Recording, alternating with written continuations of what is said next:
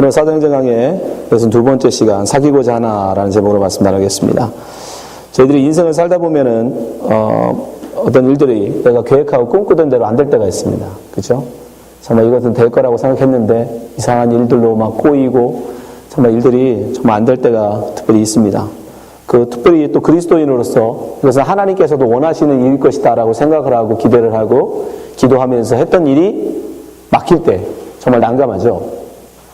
과연 그리스도인으로서 그냥 하나님의 일이 이건 분명 하나님께서도 원하신 일일 텐데 라고 생각했던 일들이 막혔을 때 정말 그 일을 어떻게 할까 정말 굉장히 낙심됩니다. 그럴 땐 과연 우리는 어떻게 할까? 그리스도인들은 과연 그런 상황에서 그런 일들을 어떻게 대처해야 될까? 우리 함께 오늘 본문을 통해서 한번 생각해 보려고 합니다. 우리 지난 시간에 말씀 이어서 사울이 다메섹에서 회심을 합니다.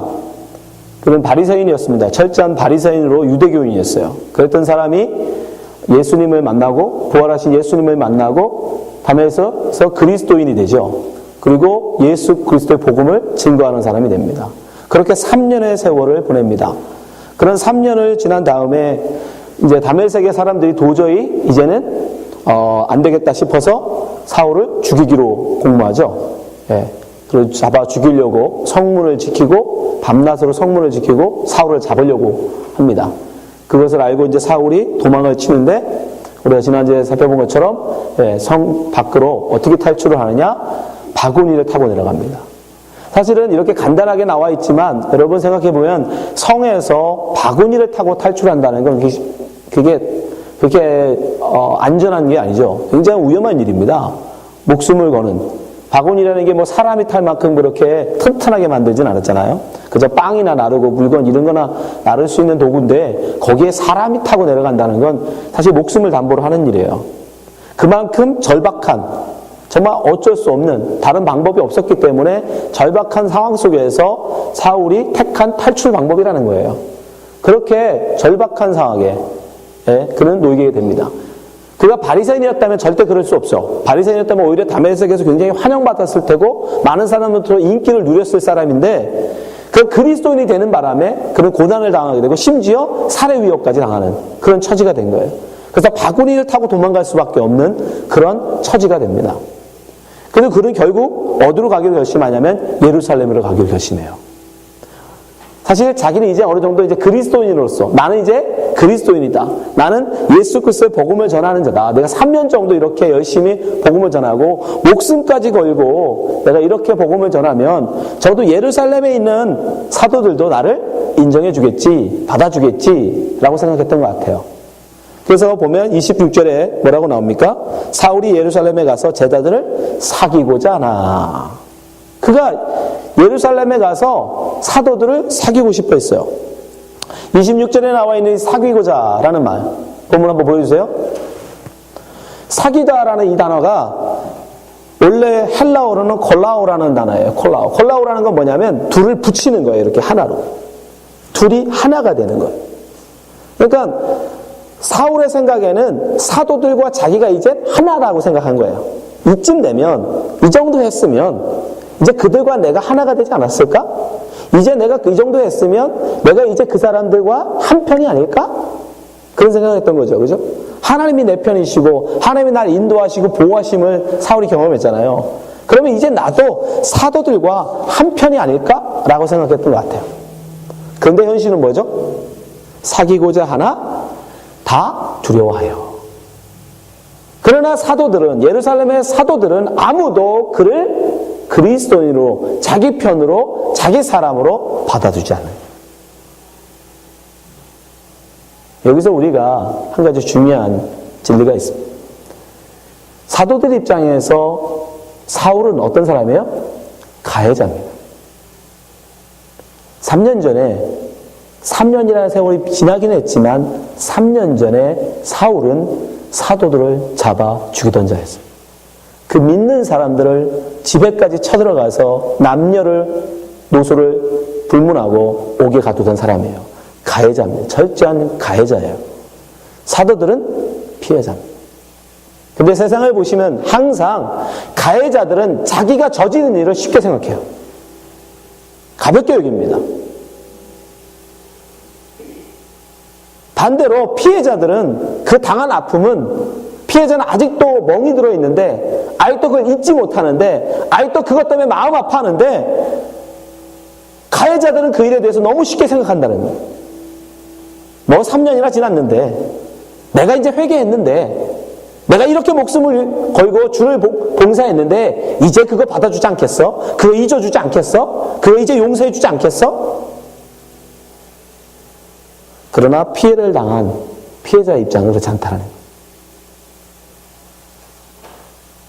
항상 가해자들은 자기가 저지른 일에 대해서, 자기가 저지른 죄에 대해서 가볍게 생각하는 경향이 있어요. 우리도 마찬가지입니다. 우리도 역시 하나님을 향해서 여러분, 하나님을 향한 죄, 꼭 여러분 살인을 저지르고 강도를 하고 도둑질을 하고 사기를 치고 여러분 그것만 우리가 하나님 말씀에 못 박는 걸까요?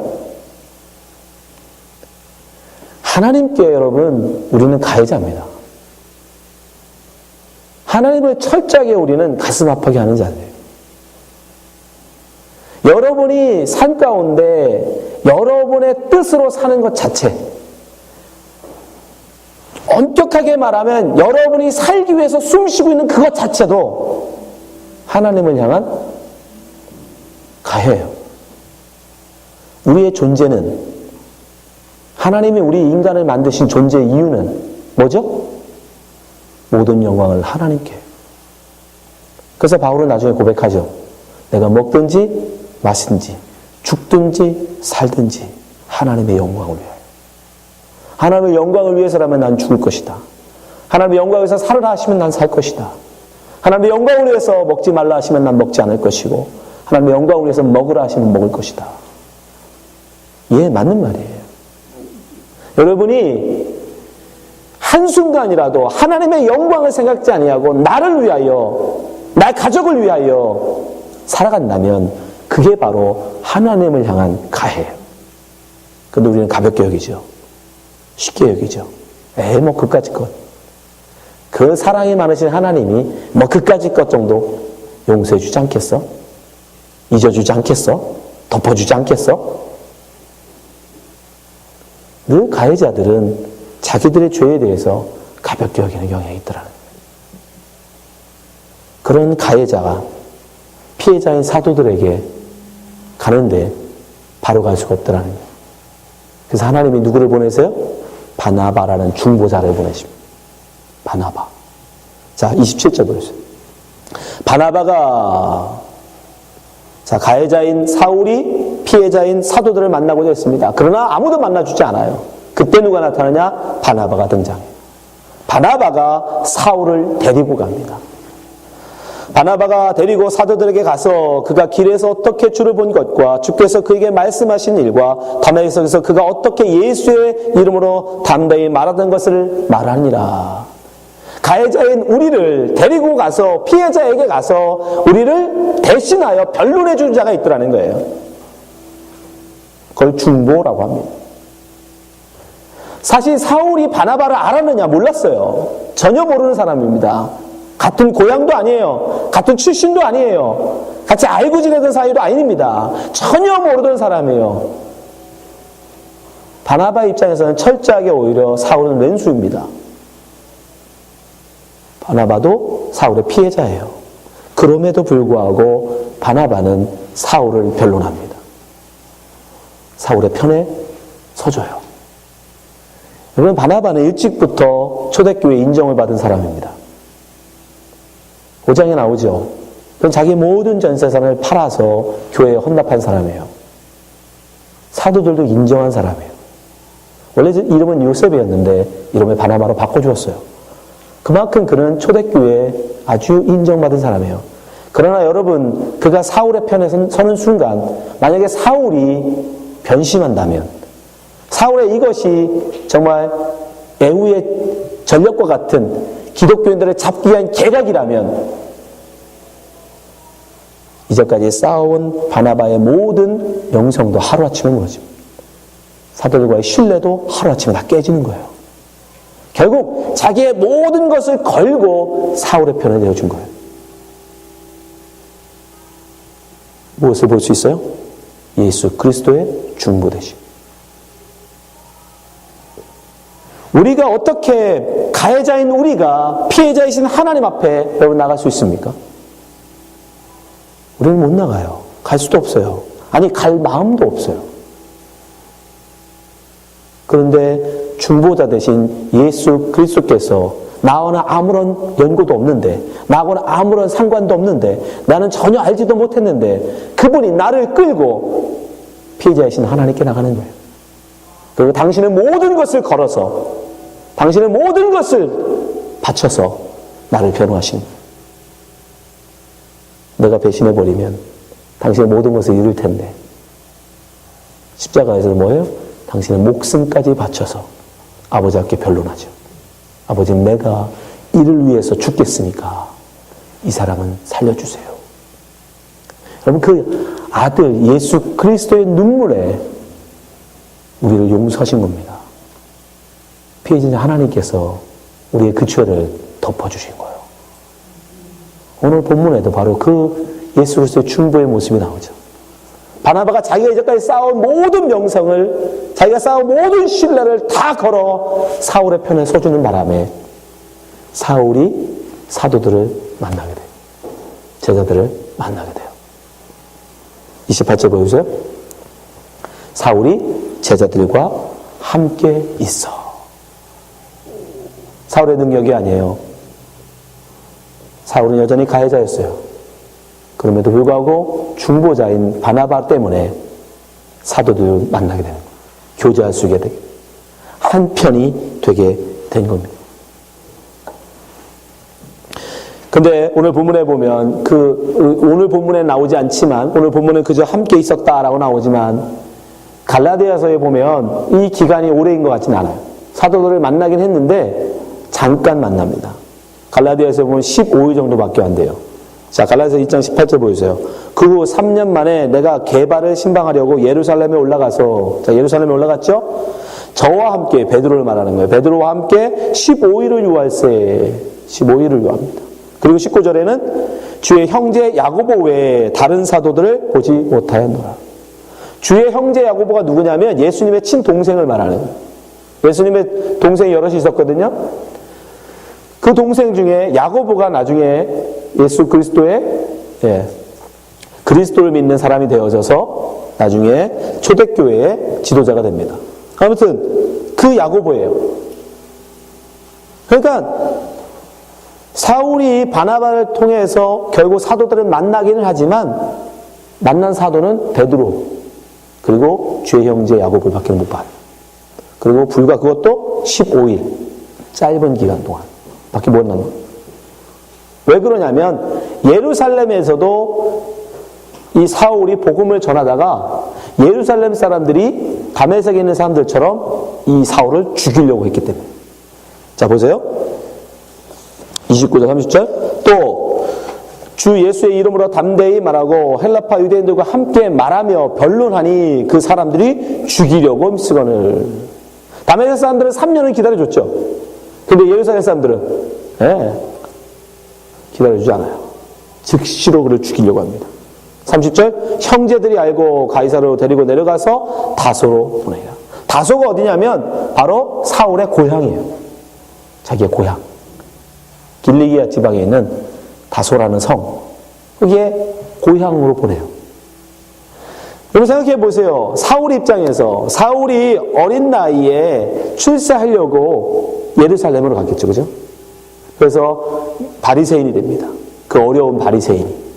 바리새인 중에서도 가장 유망한 명성 있는 바리새인 바로 가말리엘 지파 사람이 돼요. 그래서 그 문중에서 그는 굉장한 수제자가 됩니다. 실질적으로 가말리엘의 제일 수제자였어요. 사울은. 그래서 그 명성이 이미 예루살렘에 파다했어요. 워낙 똑똑했으니까. 여러분 그 어린 사울이라는 청년이 이 바리새인이 될 때까지만 해도 어떤 생각을 했을까요? 나름 출세한, 그죠? 자기의 꿈을 이룬. 그 다음 바리새인이 된 다음에 그 다음 이루는 게 뭐냐면 여러분 그 산헤드린 공회원이 되는 거예요. 사내들이 공원이 지금 우리로 치면 국회의원 같은 거예요. 그거보다 더 높이 올라갈 수는 없어요. 그걸 한 단계 앞두고 지금 이 사울이 뭐였죠? 그리스도인이 돼버린 거예요. 근데 그리스도인이 되는 순간 어떻게 돼요? 유대인들로부터는 완전 죽일 사람이 되죠, 이제. 죽일 사람이 되고, 심지어 예루살렘 교회에서조차 뭐 하지 않는? 인정해주지 않는. 자기 딴에는 가서 그들을 사귈 거라고 생각했지만, 그러나 현실은 뭐예요? 베드로 외에는 아무도 만나지 못했다. 예루살렘 교회가 그를 받아들이지 않은 거예요. 그래서 결국 그는 고향으로 다시 돌아갑니다.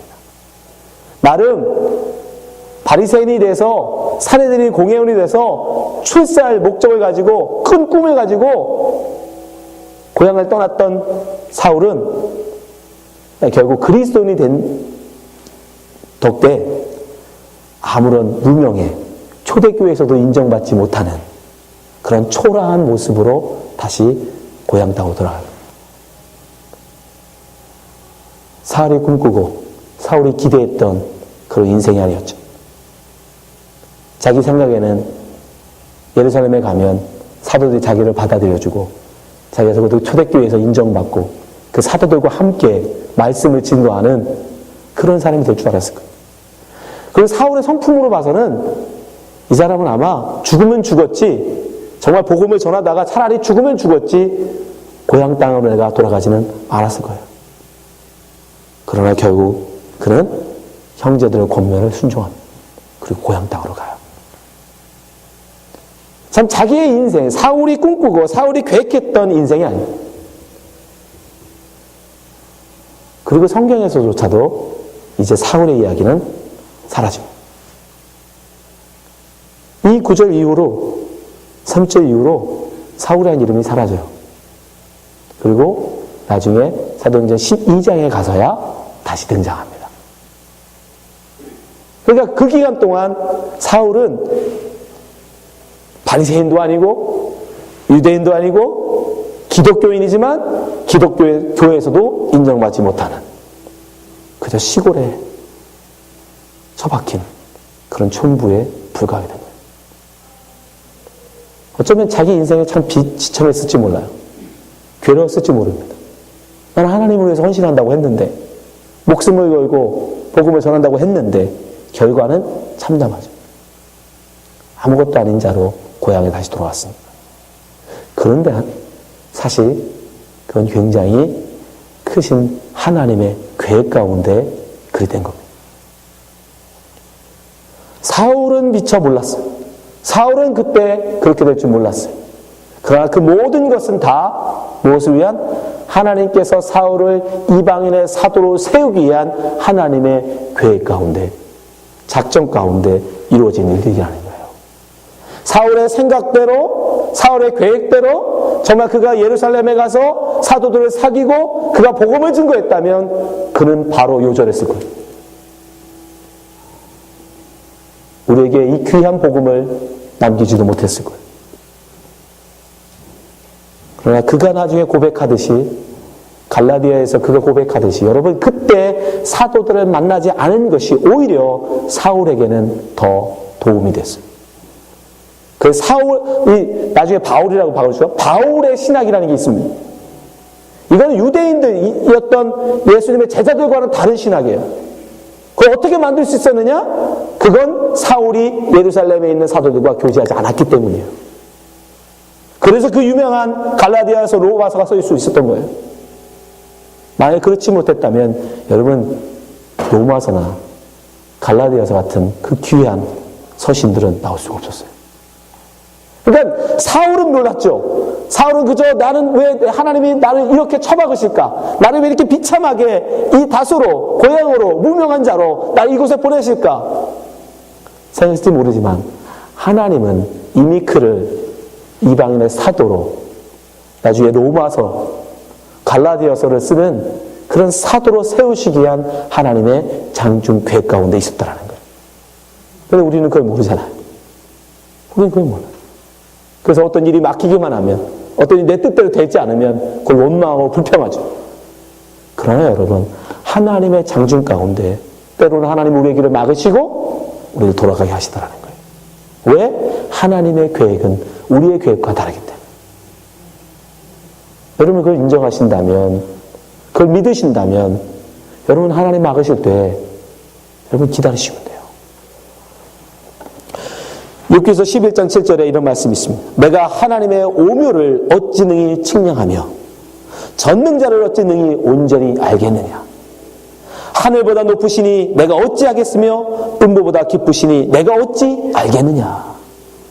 예, 우리가 어떻게 하나님의 뜻을 깨달아 알겠습니까? 하나님의 계획을, 그 장중에 심중에 있는 계획을 우리가 어찌 다 알겠어요. 그러니까 여러분의 뜻이, 여러분의 계획이, 여러분의 계획대로, 여러분의 뜻대로 되지 않는다고 원망하지 마시기 바랍니다. 불평하지 마시기 바랍니다. 어쩌면 더 큰 하나님의 계획 가운데 우리를 막으시는 거예요. 그럼 그런 생각이 들죠. 과연 그럼 이 일이 하나님이 막으시는 건지, 하나님이 원하시는 건지 우리가 어떻게 알지? 그죠?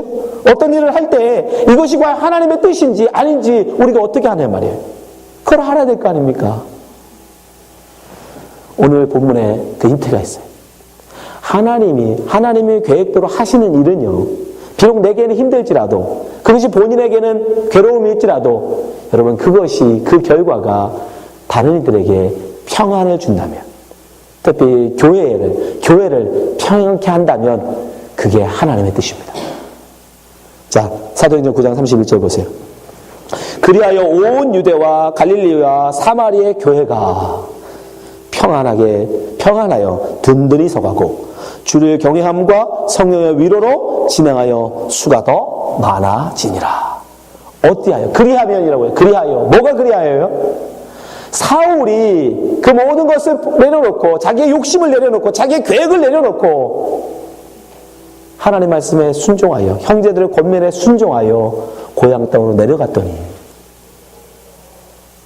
교회가 평안하여 든든히 서가더라. 사울 개인에게는 힘들었죠. 사울 개인에게는 너무 고통이었죠. 자기의 계획, 자기의 뜻대로 모든 일이 풀리지 않았으니까. 그러나 그 일로 말미암아 어떻게 되더라? 교회가 더 평안하여지고 든든히 서가더라. 여러분이 하시는 일이 하나님의 뜻인지 하나님의 뜻이 아닌지 알고 싶으세요? 그럼 간단합니다. 그 일이 평안 가운데 이루어지면 그것은 하나님의 뜻입니다. 그런데 자꾸 뭔가 부딪히고 뭔가 엉키고 스텝이 자꾸 꼬인다면 여러분 그때는 잠잠히 서서 기다리셔야 돼요. 멈추셔야 돼요. 그 일을 계속 고집하시면 안 돼요. 하나님의 뜻은 반드시 우리를 평안 가운데 인도하시기 때문에. 저는 이런 일을 여러 번 경험합니다. 사실은 저가 뭐 이렇게 기도를 막 열정적으로 하는 그런 편이 아니에요. 옛날에 그랬는데 사실은 내려놨어요. 그리고 하나님의 뜻인지 아닌지 어떻게 아느냐? 어떤 일을 할 때 모든 것이 하나님이 원하시는 것들은 정말 순조롭게 잘 풀려나가더라고요. 오늘 본문에도 나와 있듯이 여러분 그것이 하나님의 뜻이면 내가 전혀 기대할 수 없고 내가 전혀 상상할 수도 없던 사람들을 통해서 도우시더라고요. 오늘 사울을 보세요. 바나바는 전혀 알지도 못하던 사람이에요. 그런데 하나님이 그를 도울 자를 보내시잖아요. 여러분의 일들이 하나님의 뜻에 맞다면 하나님은 반드시 그 일들 앞에 도울 자들을 보내시더라고요. 모든 것이 편안한 가운데. 제가 미국에 오는데 5월에 초청을 받고 5월에 미국에서 와달라는 초청을 받았어요. 그리고 비자를 8월에 받았어요. 그리고 9월에 입국했어요. 불과 4개월밖에 안 걸렸어요.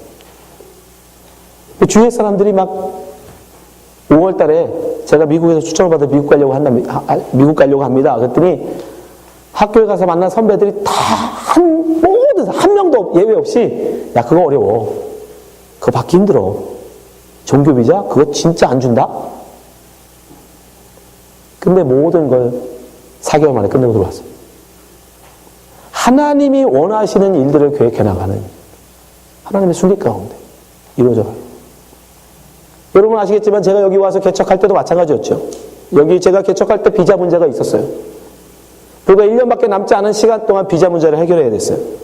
현실적으로, 물리적으로 말이 안 되는 거예요. 물리적으로 1년 만에 변호사도 얘기했어요. 그 1년 만에 비자 내는 건 불가능하다. 근데 하나님은 우리가 전혀 기대할 수 없는 상황에 도울 자들을 보내시다. 이루어졌어요. 여러분, 여러분이 하시는 일들이 하나님의 은혜 가운데 이루어진 일들, 하나님의 뜻 가운데 되어진 일이라면 하나님은 평안케 인도하십니다. 요한복음 14장 27절 보세요. 평안을 너에게 주노니 곧 나의 평안을 너에게 주노라. 내가 너에게 주는 것은 세상이 주는 것 같지 아니하니라. 너희는 마음에 근심도 말고 두려워하지도 말라. 예수님께서, 우리의 주님께서 하시는 말씀이에요. 그런데 주님께서 인도하시는데 어찌 평안함이 없을 수 있겠어요? 그러니까 여러분이 하시는 일이 평안하지 않으시걸랑 그냥 잠깐 멈추셔야 됩니다. 스탑하셔야 돼요. 그리고 하나님의 도움을 기다리세요. 하나님께서 그것이 하나님의 뜻에 합당하시다면 도울 자를 보내실 것입니다. 시편 121편 내가 산을 향하여 눈을 들리라. 나의 도움이 어디서 올꼬? 나의 도움이 천지를 지으신 여호와에게서로다. 하나님의 뜻이 맞다면 하나님은 반드시 우리가 기대할 수도 없고 우리가 상상해보지도 못했던 방법으로 하나님 우리를 도와 그 일 이루어 나가십니다. 그러니까 우리는 그 믿음으로 살아가는 거예요. 그래서 우리는 기쁨을 받을 수밖에 없는 거예요. 하나님이 함께하는 자에게 하나님이 약속하죠. 하나님이 함께하는 자에게 형통한 복을 주신다. 형통의 복. 자, 여호수아 2장 7절 9절 보세요. 오직 너는 마음을 강하게 하고 극히 담대히 하여 나의 종 모세가 내게 명한 율법을 다 지켜 행하고 자로나 우러나 치우치지 말라. 그리하면 어디로 가든지 형통하리니. 내가 내게 명한 것이 아니냐. 마음을 강하게 하고 담대히 하라. 두려워 말며 놀라지 말라. 내가 어디로 가든지 내 하나님 나 여호와가 너와 함께 하느니라. 하나님이 함께하는 사람, 하나님과 동행하는 사람, 하나님의 뜻에 순종하는 사람, 그 사람은 형통의 복이 있습니다. 평안하고 평안 가운데 형통케 하시는 복이 있다는 사실을 믿으시기 바랍니다. 여러분, 우리는 인생을 살다 보면 막 스텝이 꼬일 때가 있어요. 어려운 난간에 부딪힐 때가 있어요. 계획이 내 계획대로 되어지지 않을 때가 있어요. 그럴 때 잠깐 멈추시기 바랍니다. 그리고 눈을 들어 하나님을 바라보시기 바랍니다. 나를 도우시는 하나님의 손길. 그리고 이것이 과연 하나님의 뜻인가? 하나님이 원치 않으시는 건가? 돌아보시기 바랍니다. 그것이 하나님의 뜻이 맞다면 하나님께서는 반드시 도울 자를 보내실 거고, 하나님의 뜻이 아니라면 하나님께서 함께하지 않으실 것입니다. 이 자리에 있는 모든 성도님들이 늘 하나님의 뜻에 순종하심으로 형통한 복을 누리시는 성도 되시길 주님으로 축원합니다. 기도하겠습니다.